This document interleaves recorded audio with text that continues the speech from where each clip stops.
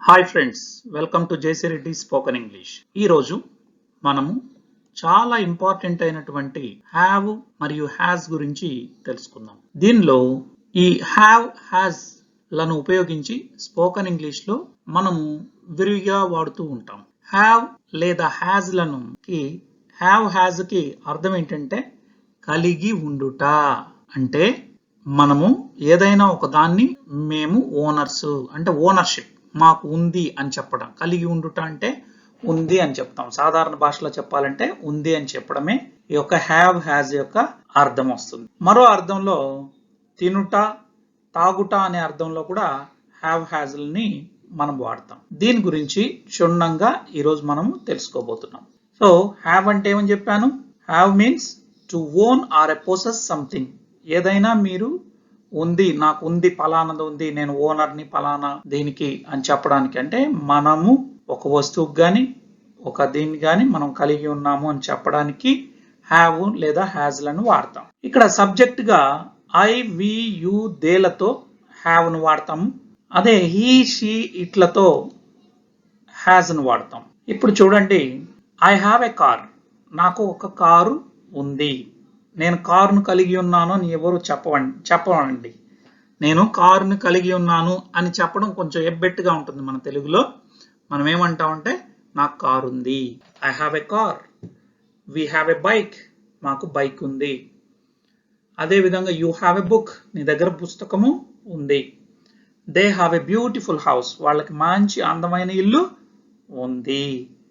దాని మళ్ళీ తెలుగులో వాళ్ళు అందమైన ఇల్లును కలిగి ఉన్నారు అని చెప్పరండి. వాళ్ళకు ఒక ఇల్లు ఉంది, మంచి అందమైన ఇల్లు ఉంది అంటాం. రైట్. అదే విధంగా హీ షీ ఇట్ లతో హ్యావ్ రాదండి, హ్యాజ్ వస్తుంది. He has a gold ring. అతనికి గోల్డ్ రింగ్ ఉంది. She has a gold necklace. ఆవిడకి గోల్డ్ నెక్లెస్ ఉంది. సో ఇక్కడ మీకు అర్థమైంది అనుకుంటా. హీ షీ ఇట్లతో హ్యాజ్, ఐ వి యు దేలతో హ్యావ్. ఇక మరిన్ని ఎగ్జాంపుల్స్ మనం చూద్దాం.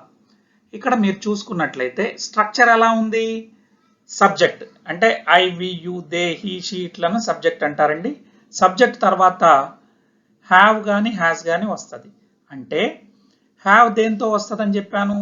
ఐ వి యు దేలతో హ్యావ్, హీ షీ ఇట్లతో హ్యాస్. ఆ తర్వాత నౌన్ అనేది వస్తుంది. రైట్. నౌన్ అంటే నామవాచకం.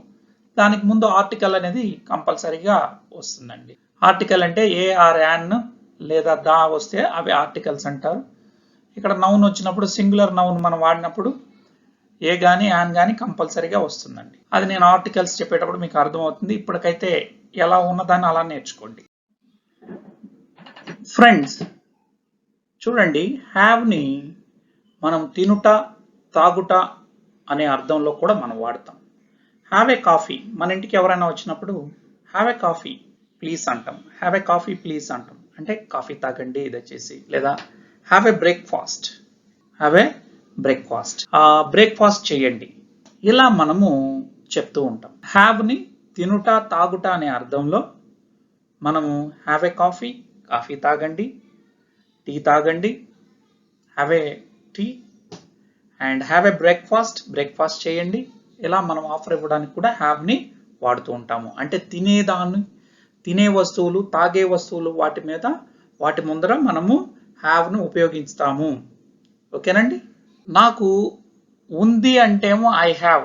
నాకు లేదు లేదా వాళ్ళ దగ్గర లేదు అంటే అప్పుడు మనం ఏం చెప్పాలి? డోంట్ అనేది ఉపయోగిస్తాం. I don't have, we don't have, you don't have, they don't have. ఇది బాగా ప్రాక్టీస్ చేయాలి మీరు. అప్పుడే మీకు ఫ్లో అనేది వస్తుంది అనమాట. I don't have, we don't have, you don't have, they don't have. అదే విధంగా హీ షీట్లతో డోంట్ హ్యావ్ రాదండి. సో అప్పుడు మనం ఏం చేయాలా? He doesn't have, he doesn't have, she doesn't have, it doesn't have. Practice చేయండి. చూడండి, నాకు కార్ లేదు. I don't have car. ఆమెకి గోల్డ్ నెక్లెస్ లేదు. She doesn't have a gold necklace. Right. లేదు అని చెప్పడానికి ఇది వాడతాం అనమాట. ఇప్పుడు చూడండి, మీకు పిల్లలు ఉన్నారా అంటే ఇది క్వశ్చన్ అండి. అప్పుడు మనం ఏం చేయాలా? ఐ వి యు దేలకు ముందరేమో డూ వస్తుంది. హీ షీ ఇట్లకు ముందరేమో డస్ వస్తుంది. సో ఇప్పుడు చూడండి, మీకు పిల్లలు ఉన్నారా? మీరు అంటే యూ కాబట్టి డూ యూ హ్యావ్ చిల్డ్రన్? అని రాసాం. ఆమెకి స్కూటర్ ఉందా? Does she have a scooter? Does she have a scooter? మళ్ళీ ఇక్కడ హ్యాజ్ రాదు, షీ హ్యాజ్ ఏ స్కూటర్ అని అక్కడ చెప్పేవాళ్ళం. క్వశ్చన్లోకి వచ్చే కొద్దికి does she have a scooter? ఆమెకి స్కూటర్ ఉందా? మీకు డిగ్రీ ఉందా? Do you have a degree? అదే విధంగా మిత్రులారా, ఆమెకి గోల్డ్ నెక్లెస్ ఉందా? Does she have a gold necklace? చాలా సింపుల్ అండి, ఇవి ప్రాక్టీస్ చేయండి. ఎవరికైనా ఏదైనా ఉందా అంటే do does plus subject plus have plus noun, ఇలా మనము చెప్పుకుంటామండి. ఇక మన నెక్స్ట్ విషయంలోకి వెళ్తే, ఇక్కడ అందరూ చేసేటటువంటి పొరపాటు ఏంటో తెలుసా మిత్రులారా? చాలా మంది తప్పులు చెప్తుంటారు. I am having 2 children. దాని అర్థం ఏమనుకుంటారు తెలుసా? I am having 2 children. దీనికి విపరీత అర్థం వస్తుందండి. ఐ ఆమ్ హ్యావింగ్ 2 children అంటే ఏమని అర్థం తెలుసా? నేను నా పిల్లల్ని తింటూ ఉన్నానని దాని అర్థం.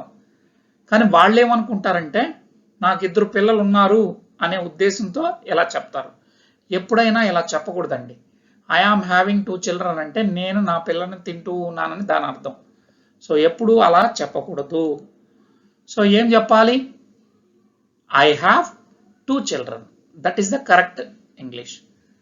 రైట్, ఇక్కడ మీరు చూడండి, she is having a scooter. ఆమె స్కూటర్ ఉంది అనే అర్థంలో చాలా మంది పొరపాటున ఇప్పటికీ ఆమెకు ఉంది కదా అని ప్రజెంట్ కంటిన్యూస్ టెన్స్ లో she is having a scooter అని చెప్తారు. దయచేసి అలా చెప్పకూడదు. నేను నా స్కూటర్ని తింటున్నాను అని దాని అర్థం మక్కిగా తెలుగులో చెప్తే.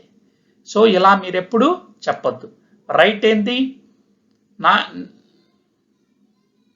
నాకు 2 పిల్లలు ఉన్నారంటే I have 2 children, correct. Next, ఆమెకి స్కూటర్ ఉంది అంటే దాన్ని ఏం చెప్పాలి? She has a scooter, correct. అంతేగాని she is having a scooter అని చెప్పకూడదు. అంటే నేను ఇక్కడ ఏం చెప్పదలుచుకున్నానంటే మిత్రులారా, ఎట్టి పరిస్థితిలో మీరు హ్యావింగ్ అనే వర్బ్ని తినని పదార్థాల ముందర ఉంచినట్లయితే, మీరు కానీ ప్రజెంట్ కంటిన్యూస్ టెన్స్ లో చెప్తే దాన్ని మీరు తింటున్నట్టు అవుతుంది, ఎబ్బెట్ట అర్థం వస్తుంది. కాబట్టి దయచేసి ఎప్పుడు అలా చెప్పద్దు. I am having 2 children, I am having a big house, తప్పండి. రైట్, ఇది మీరు గుర్తుంచుకోండి. అదే మీరు తినే వస్తువుల మీద చెప్పచ్చు. ఉదాహరణకి నేను ఇడ్లీ తింటూ ఉన్నాను. సో ఇడ్లీ అనేది తినేది కాబట్టి I am having idli. She is having coffee నవ్వు, ఇప్పుడు ఆమె కాఫీ తాగుతుంది. సో తినే వస్తువులు, తాగే వస్తువులు, వాటి ముందర హ్యావింగ్ వాడాలి తప్ప చిల్డ్రన్ కానీ స్కూటర్ కానీ ఇవన్నీ తినం కాబట్టి మీరు ఎట్టి పరిస్థితుల్లో హ్యావింగ్ అనేది వాడకూడదు. ఇది కామన్ మిస్టేక్ చేస్తూ ఉంటారు, అందుకోసమే నేను మీకు ఇందులో తెలియజేశాను. Thank you friends. వీటి మీద మీకు మరింత డౌట్స్ ఏమైనా ఉంటే కామెంట్ రూపంలో తెలియజేయండి. వెరీ సింపుల్ స్ట్రక్చర్ ఇవాళ మీకు నేను తెలియజేశాను. థ్యాంక్ యూ సో మచ్ అండి. Thank you so much for watching this video.